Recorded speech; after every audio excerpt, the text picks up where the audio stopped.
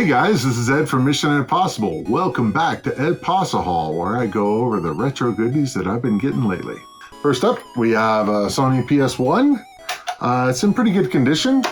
It's got a bunch of scuffing on it, but nothing I can't take care of. Now we have a PS2 Slim. This thing has got to be one of the smallest consoles ever. No waste of space on this guy. I have a couple other PS2s, but not a Slim, so that's kind of cool. This I'm very proud of, a Super Famicom. It was released in the US as the Super Nintendo, but Super Famicom in Japan. So it's got it's got basically the same thing, but it's got a different look to it. Some, Wii cables. Power cables are always a hot commodity because a lot of times you find consoles and you don't have any other cables with them. So having these is a good thing. Also got a Wii. These are pretty much a dime a dozen, but it is a backwards compatible Wii, which is nice. This was pretty cool, an Ultra Racer 64. So this is a pretty unique controller for the Nintendo 64. It's got a cool analog controller here that's similar to like a remote control car controller. And it also has a pretty neat steering wheel. It's got not a big range of motion, but it's actually pretty cool. I'd actually like to see how it worked with a racing game. But it's pretty neat. Let me check it out. Don't know much about it other than it's for Nintendo 64. More cables for NES, Wii, etc. Always a good thing. Got some GameCube controllers.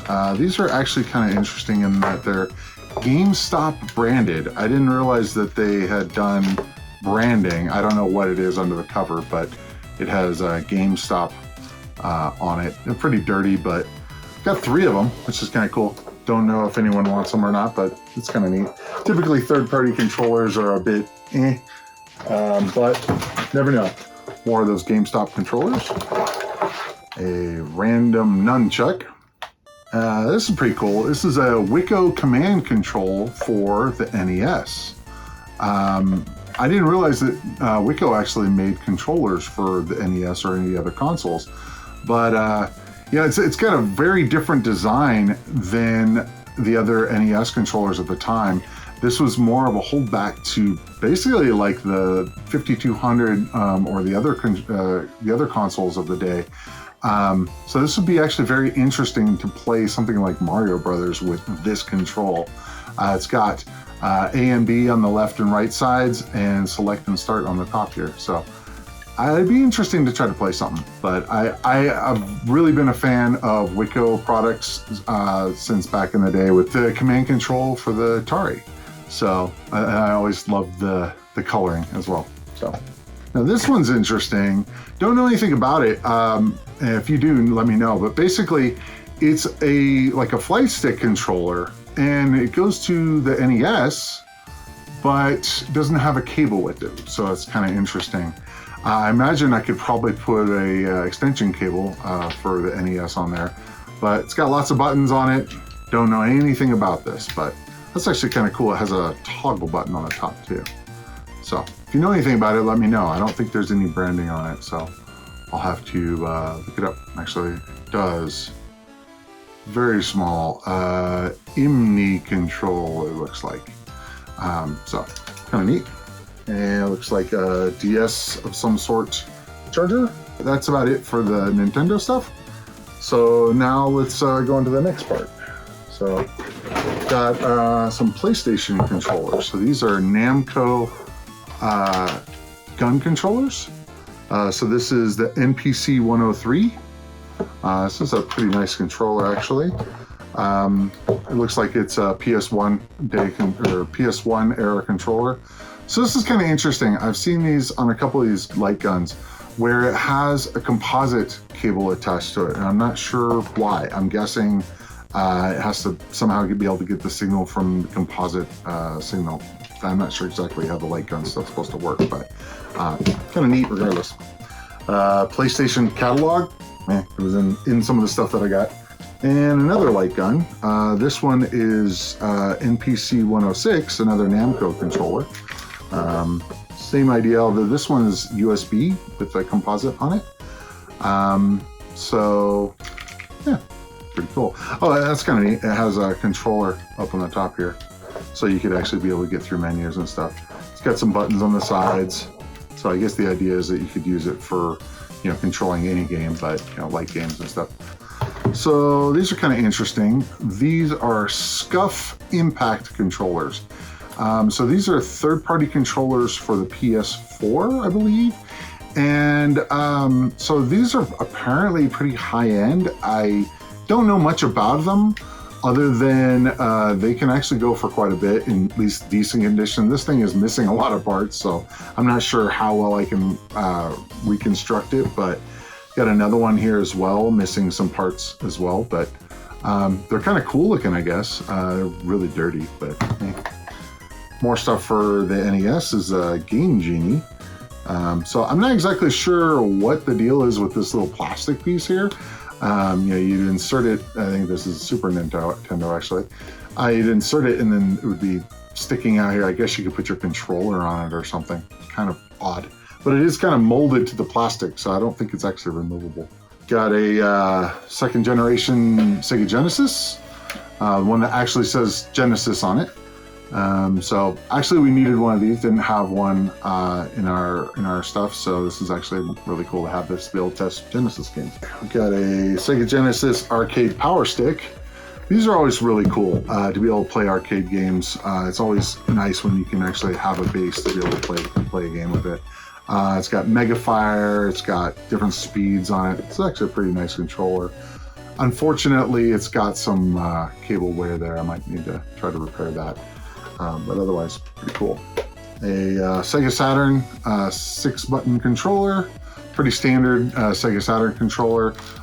Don't yet have a Sega Saturn, so can't really test it yet, but pretty cool. A Wii sensor bar. This is, I don't know if this was Nintendo branded. I think this was actually I'm not sure if it's third party or not, but much bigger sensor bar than the standard one it came with. So that's kind of neat. Missed a couple of Nintendo games. So I have no idea what game this is, but it is for the Super Famicom. It's in Japanese. It's a Sammy game, apparently. If you know what it is, leave a comment. Would appreciate it. So, no idea. So I'd have to do a Google image search probably. Looks like some sort of sporting game. Okay, kind of random miscellaneous stuff here. We have a Nintendo 64 jumper pack. This was, you know, I think came in all of the Nintendo 64s that you removed to put in the other cartridge. So I guess you still need to have this to make the Nintendo 64 work. If you don't have it, that's bad.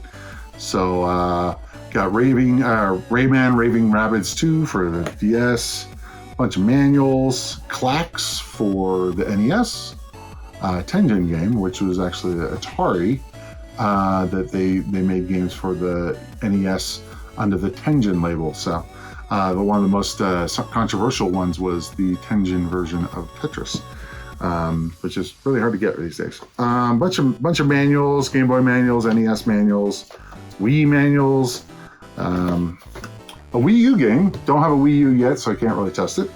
And this is kind of cool. A Castlevania for Nintendo 64 box. It's pretty badly damaged, but might be able to reconstruct it. So probably some glue, and it might be worth it to be able to rebox Castlevania 64. Looks like all the pieces are here for it, so might work. A Xbox 360 Kinect. This is kind of interesting. This is a Nyko aftermarket part that goes on here. It's a Zoom, apparently. I'm not sure why one would need that, but kind of cool, I guess. For those that like the Kinect, don't really see much in the way of Kinect stuff these days. Bunch of cables. Looks like we have a Kinect power supply cable, as well as an Xbox 360 power cable. Man, Microsoft went crazy on the power supplies. This thing is just massive. But it's always good to have, because I know we don't have that many of them. Because again, a lot of times we'll get consoles only and we don't get power supplies for them. Got a pile of Game Gear games. Caesar's Palace, Sonic the Hedgehog 2, Mortal Kombat, and Echo the Dolphin. Those actually are pretty good titles for Game Gear. I don't know about the Caesar's Palace, but the other ones are pretty cool. More Sega stuff. Some manuals, actually for Sega CD, which is kind of interesting. The manual for Caesar's Palace, that's cool. Sewer Shark, nothing crazy here. Got a Sega Genesis case, apparently, for eSWAT. Sonic, we got all the manuals for those games. That's very cool, actually. Virtual Racing for the Genesis, complete, that's cool. And we got half of a case for Sega Saturn, has PGA Tour 97. Unfortunately, the Sega Saturn, they wanted to do something completely different for cases, and they're very fragile. And so unfortunately, even though this is only half of a case, this is still valuable because people like to take, especially sports games, and take the innards out, or they'll take the this part in the back and they'll put a new cover on it and use it for another game because they're really hard to find, a lot of these cases. So that actually has value. The game, probably not. Got a Mad Catz controller. I think this is a Phasor. I looked it up, another light gun. It actually looks kind of cool. It does look like a Star Trek phaser. But yeah, it's kind of interesting. It actually has an RJ45 connector, which unfortunately the little clippy thing broke, which is typical for those guys. But looking at the original packaging, it actually came with two adapters, one for Sega Saturn and another, I think, for a PlayStation 1. Not 100%, but I have the Sega Saturn adapter for it. I don't know if I could. I guess I could replace this RJ45 on here, but it just bugs me when things like that break. Xbox AV cable, controller cable for the original Xbox, DS charger of some sort. A couple of Xbox controllers, original Xbox controllers. These things, it was always a joke about how massive these things were. And for most people that have regular sized hands, these were huge. For me, or other people that have massive hands, these are like perfect. These are so comfortable. Unfortunately, I never had an Xbox back in the day. I started with the Xbox 360. But I obviously have original Xbox right now, but I didn't have any controllers, so that's actually very cool. We have two now. Unfortunately, one of them is broken, so not really much I can do about that, though. Probably keep it for testing purposes. We got a Xbox 360 keyboard attachment, the chat pad. So this is kind of neat. It makes the controller like massive, but if you do a lot of texting on your Xbox, kind of neat. So a spare part for, I believe, Nintendo 64. The controllers, so don't know if it's any good or not, but useful, I guess. And we have a very dirty Xbox 360.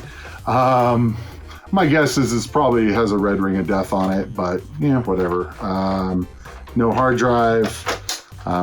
Could be used as parts, if anything. So these are kind of a dime a dozen these days, unfortunately, but PlayStation 4 third-party controller, nothing special. Another nunchuck. A Shadow Squadron for the 32X. That I do not have a 32X. I just got the Genesis now. I have to be looking for a 32X module, so I can't really test that yet. A original NES or Nintendo, not NES, but Super Nintendo AV adapter to be able to go for RF. Memory card for the Xbox 360. And a couple of games here. We got Pac-Man World for the Game Boy Advance and Cats for the DS. So leaving it on shovelware is not ideal, but whatever. That's actually about all I have today. See you in the next adventure. Thanks for watching. If you enjoyed the video, be sure to hit the like button. If you'd like to see more of this kind of content, be sure to hit the subscribe button and ring the bell. I post new videos all the time and I wouldn't want you to miss any. If you'd like to see more of this series, be sure to click up here. And if you'd like to see something else, be sure to click up here.